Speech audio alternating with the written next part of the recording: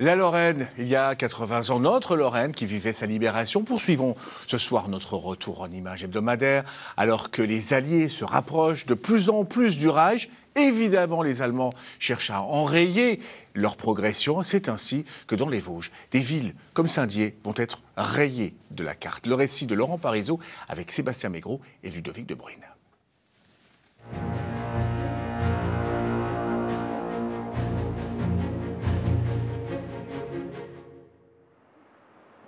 Avec ses alignements d'immeubles mitoyens de 3 étages et sa place rassemblant les bâtiments publics, le centre de Saint-Dié témoigne de l'audacieuse reconstruction de la ville après sa libération. Une libération particulièrement douloureuse pour les habitants qui ont assisté impuissants à la destruction de leurs habitations.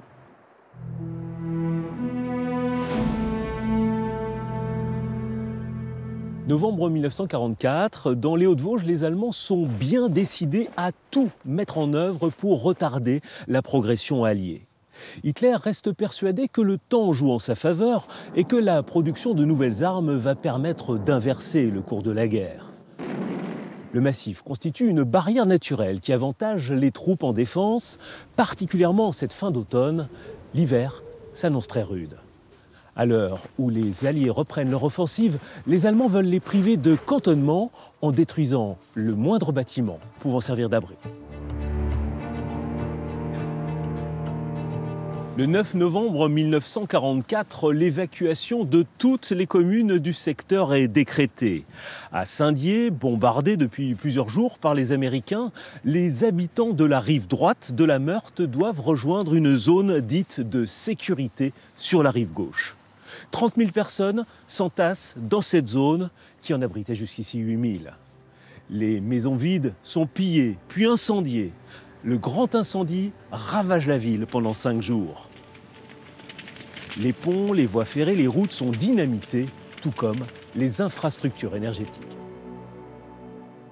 Un sort qui touche aussi la cathédrale et un autre bâtiment très symbolique, la Maison de l'Amérique, qui rappelait que c'est à Saint-Dié que le nom America est apparu pour la première fois pour désigner ce continent, est également détruite. La presse collaborationniste réfugiée en Allemagne publie un article qui impute aux troupes américaines la responsabilité de la destruction de la marraine de l'Amérique.